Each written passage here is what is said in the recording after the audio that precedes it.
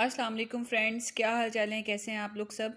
आज हम जो पढ़ाने वाले हैं आपको सिंध टेक्स्ट बुक बोर्ड की 2021 की ग्रेड 9 की मैथ्स की बुक पढ़ाने वाले हैं। और स्टार्ट जो हम कर रहे हैं एक्सरसाइज तो 1.1, 1.2, 1.3 मैं आपको पहले ही करवा चुकी हूँ। Now it's turn to do exercise number 1.4। ठीक है, इसमें 3 क्वेश्चंस यहाँ आप देख रहे हैं कि अवेलेबल हैं एक्सरसाइज 1.4 में ऑन पेज नंबर 17। ठीक है, स्टार्ट करते हैं हम अपना पहला क्वेश्चन जो कि है सिंप्लीफाई द फॉलोइंग।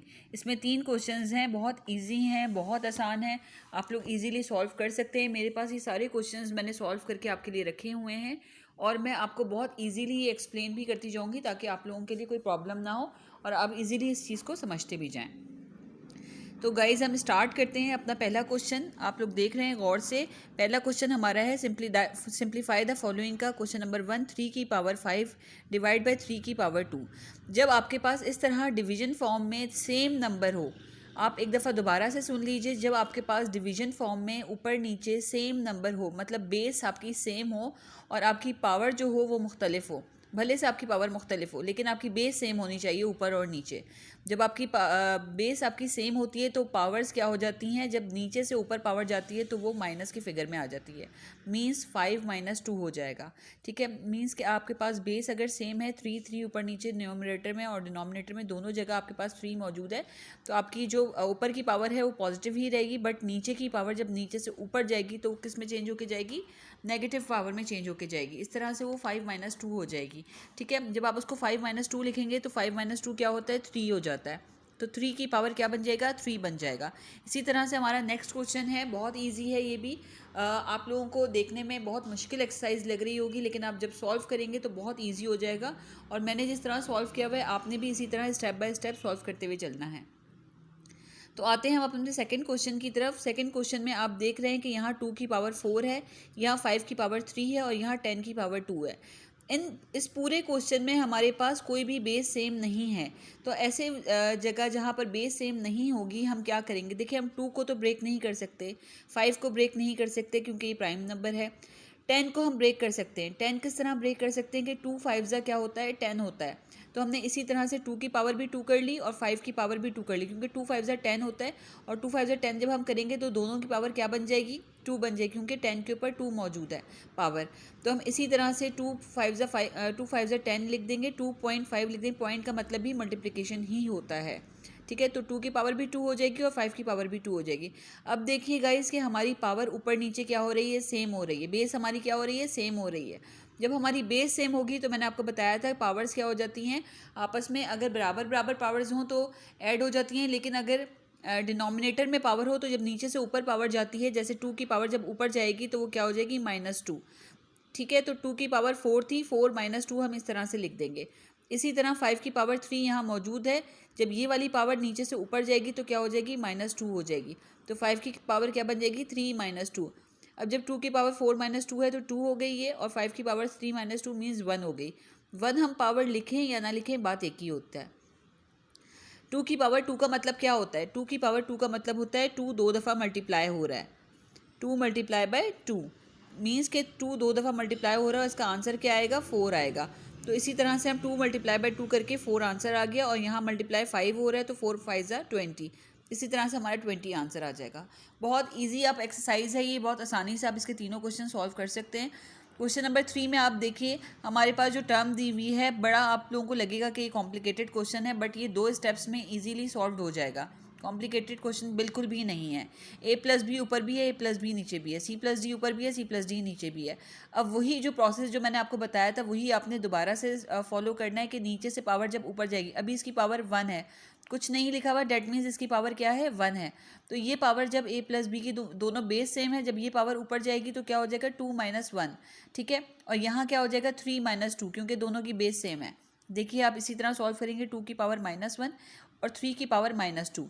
ठीक है, तो यहाँ क्या हो जाएगा? पावर 1 हो जाएगी और यहाँ क्या हो जाएगा? 3 - 2 पावर 1 हो जाएगी। पावर 1 लिखे ना लिखे बात एक ही होता है। तो इस तरह से A+B और C+D हमारा आंसर हो जाएगा। नाउ हम सेकंड क्वेश्चन की तरफ आते हैं। सेकंड क्वेश्चन भी हमारा बहुत ईजी है। जो कि है simplify using law of exponent. Law of exponent हमने इसमें यूज़ किया हुआ है और हम उसी तरह सिंप्लीफाई इस क्वेश्चन को करेंगे। ठीक है, सिंप्लीफाई कैसे करेंगे, देखिए हमारे पास 1/3 मल्टीप्लाई बाय 1/3 दोनों जगह मौजूद है। जब हम बेस को मल्टीप्लाई कर रहे होते हैं तो क्या करते हैं, पावर्स क्या कर देते हैं, ऐड कर देते हैं। जब हम बेस मल्टीप्लाई करते हैं तो पावर्स ऐड कर देते हैं, जब हम बेस डिवाइड करते हैं तो पावर क्या करते हैं, सब्ट्रैक्ट कर देते हैं। ये चीज़ आपको समझ जानी चाहिए और आपको ये दिमाग में बिठा लेना चाहिए कि जब बेस आपस में मल्टीप्लाई होती हैं तो हम पावर्स ऐड करते हैं, जब बेस आपस में डिवाइड होती हैं तो हम पावर्स को सब्ट्रैक्ट करते हैं। ठीक है, इसी तरह से ये मल्टीप्लिकेशन का क्वेश्चन है तो हम पावर्स ऐड कर लेंगे, 1/3 एक दफ़ा लिखेंगे, कॉमन ले लेंगे और इसकी पावर्स को हम कर देंगे ऐड। ठीक है, तो इस तरह हमारी 1/3 की पावर क्या हो जाएगी, 9 हो जाएगी।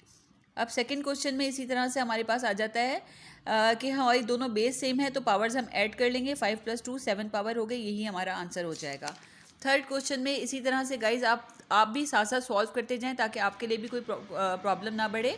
और प्लीज़ मेरे चैनल को लाइक और सब्सक्राइब ज़रूर कीजिएगा, मुझे सपोर्ट ज़रूर कीजिएगा ताकि मैं आपको इसी तरह की अच्छी अच्छी वीडियोस बना के सेंड करती रहूँ, आपको आंसर्स पूरे दिखाती रहूँ और आप उसी को फॉलो करते हुए अपना पूरा काम ईजीली कर सकें। हमारे पास ये देखें, ये दोनों जो है बेस सेम है, -4/5 -4/5, इनकी पावर्स भी ऐड हो जाएंगी और पावर क्या हो जाएगी, 8 हो जाएगी। इसी तरह से आपने 2 स्टेप में ये आंसर कर लेना है। ठीक है, यहाँ पर क्या है, यहाँ पर हमारे पास एक बेस है -3 और एक है 5, मीन्स के 5 के ऑलरेडी पावर क्या मौजूद है, 2 पावर मौजूद है, लेकिन होल पावर जो इसकी दी हुई है वो क्यूब दी हुई है। मीन्स के क्यूब जो है -3 पे भी आ रहा है और क्यूब जो है 5 की पावर 2 पे भी आ रहा है। ठीक है, यहाँ हम अलग-अलग कर लेंगे इस होल पावर को कि इसके ऊपर भी क्यूब लगा देंगे और 5 की पावर स्क्वायर के ऊपर भी हम क्यूब लगा देंगे।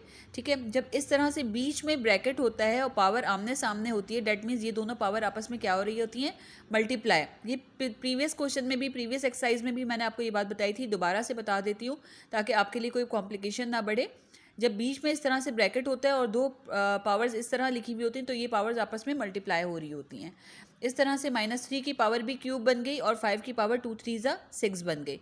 यही हमारा आंसर हो जाएगा क्योंकि हमने जस्ट अपना एक्सपोनेंट शो करना है और हमने आंसर दे देना है।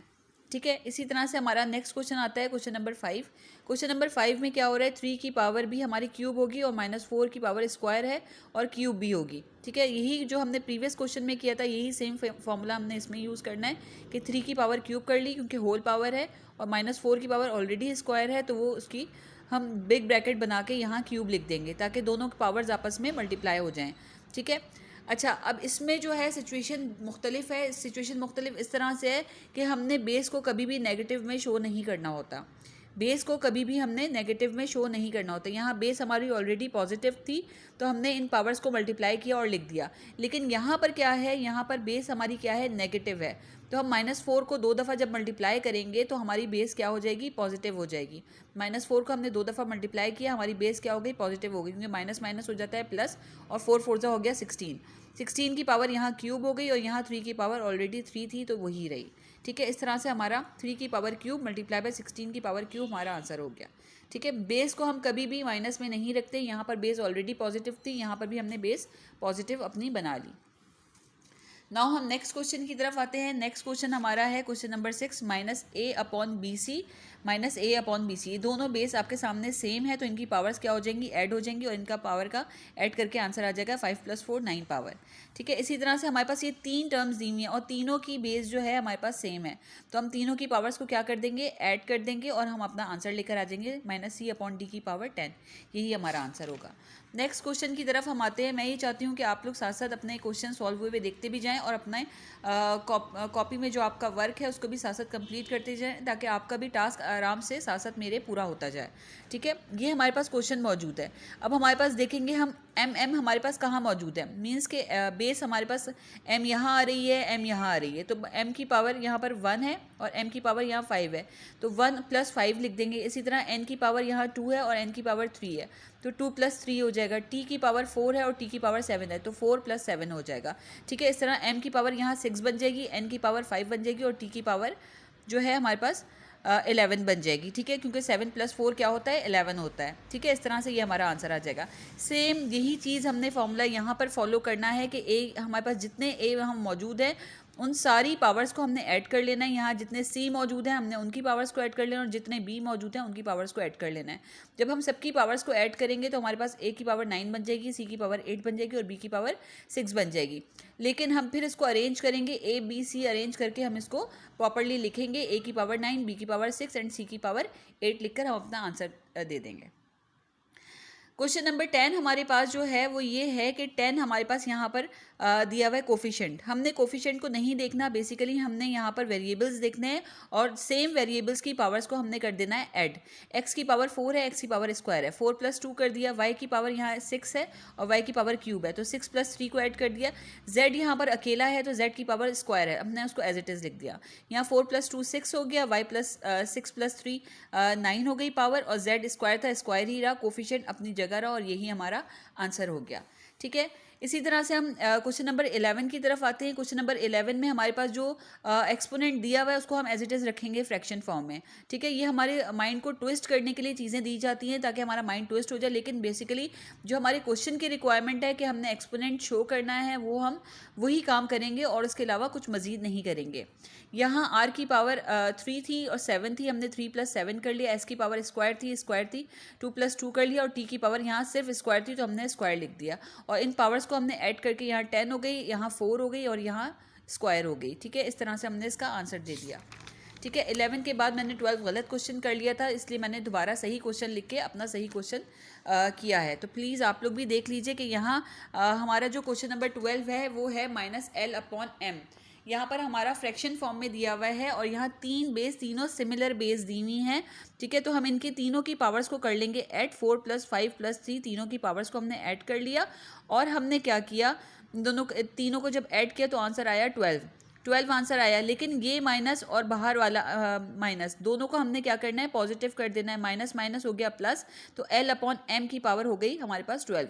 मैंने आपको बताया था प्रीवियस क्वेश्चन में भी कि जहाँ पर हमारी बेस माइनस में आ रही होती है तो हम उसको लाजमी पॉजिटिव में करते हैं, तो हमने उसकी कन्वर्जन करके उसको हमने बेस को हमने अपने पॉजिटिव बना लिया। ठीक है, यही हमारा आंसर हो गया। यहाँ तक हमारा क्वेश्चन नंबर 2 डन हो जाता है।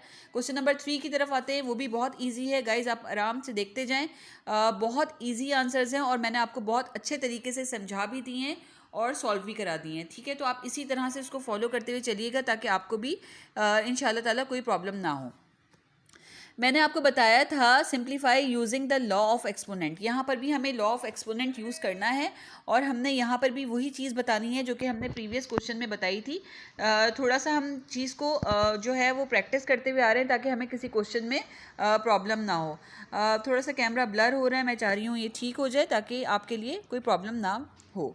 ठीक है, यहाँ पर आप देख रहे हैं गाइस कि हमारे पास 5 की पावर स्क्वायर है और स्क्वायर और यहाँ बीच में ब्रैकेट दिया हुआ है और यहाँ 5 की पावर क्यूब आ रही है। तो जब मैंने आपको बताया था बीच में ब्रैकेट होता है और आसपास हमारे पास पावर्स दी हुई होती हैं, तो ये दोनों पावर्स क्या हो जाती हैं, मल्टीप्लाई हो जाती हैं। इसी तरह से 2 3 6 हमारे पास पावर मल्टीप्लाई हो गई और पावर 5 की पावर क्या बन गई, 6 बन गई। ठीक है, इसी तरह से हमारे पास एक्स वाई है, एक्स वाई की पावर यहाँ बीच में ब्रैकेट है और इस तरह से पावर्स दी हुई हैं, तो ये दोनों पावर्स आपस में मल्टीप्लाई होकर 3 5 क्या हो गई, 15 हो गई और यही हमारा आंसर हो गया। ठीक है, यहाँ पर बेस हमारे पास सिंगल थी तो हमने एक के ऊपर ही पावर रखी। यहाँ पर हमारे पास बेस जो है वो 2 है तो x के ऊपर भी 15 आएगा और y के ऊपर भी 15 आएगा, तो हमने x की पावर भी 15 कर दी और y की पावर भी 15 कर दी। गाइज नेक्स्ट क्वेश्चन में हमारे पास इस तरह से क्वेश्चन दिया हुआ है कि -4 की पावर 2 × 5 दिया हुआ है, तो 2 5 10 हो गई हमारी पावर, तो -4 की पावर क्या हो गई, 10 आ गया हमारा आंसर। ठीक है, फोर्थ क्वेश्चन की तरफ हम आ जाते हैं। फोर्थ क्वेश्चन हमारा जो है वो ये है, -3 की पावर क्यूब और -4 की पावर स्क्वायर का होल क्यूब। मीन्स कि होल क्यूब जब आ जाता है तो मीन्स ये हो जाता है कि ये 3 जो है इसके ऊपर भी आएगा और ये 3 इसके ऊपर भी आएगा। भले इन दोनों के पास ऑलरेडी पावर मौजूद क्यों ना हो, लेकिन हमारा जो होल क्यूब जो होगा वो फिर भी इन दोनों के ऊपर पावर्स हमारे पास लाजमी आएंगी।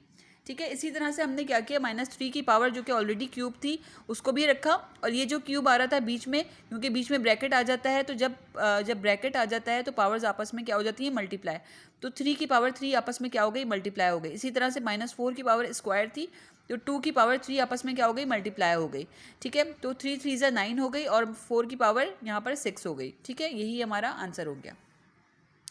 नेक्स्ट क्वेश्चन की तरफ आ जाते हैं। अब देखिए हमारे पास भले से न्यूमरेटर और डिनोमिनेटर में चीज़ दी हुई हो, लेकिन अगर होल पावर क्यूब है तो न्यूमरेटर में जाएगी वो पावर और डिनोमिनेटर में भी जाएगी।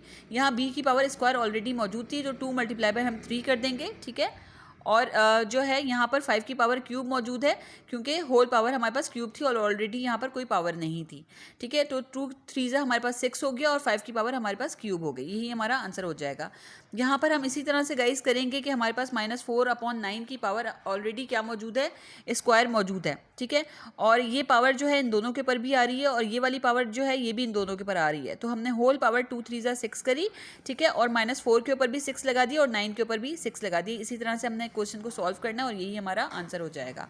नेक्स्ट क्वेश्चन की तरफ आ जाते हैं, क्वेश्चन नंबर 7 की तरफ। यहाँ पर हमारे पास क्या दिया हुआ है, z की पावर क्यूब भी दी हुई है, फिर स्क्वायर भी दी हुई है, फिर 4 भी दी हुई है। तो 3 को हम मल्टीप्लाई करेंगे 2 से भी और मल्टीप्लाई करेंगे 4 से भी। तो 3 2 6, 6 4 24, z की पावर 24 हमारा क्या हो जाएगा, आंसर हो जाएगा। अच्छा, यहाँ पर हमारे पास एक ही बेस दी हुई है और डिफरेंट हमारे पास जो है यहाँ पर उसकी पावर्स दी हुई हैं। तो डिफरेंट पावर्स का मतलब है जब बेस आपस में मल्टीप्लाई हो रही होती हैं तो पावर्स इनकी ऐड हो जाती है। अंदर वाली सारी पावर्स को हम कर लेंगे ऐड। इसकी पावर कुछ नहीं है तो डेट मीन्स इसकी पावर 1 मौजूद है। तो m की पावर 1, m की पावर 2, m की पावर 3, m की पावर 4, ये सब आपस में प्लस होके हो गई 10।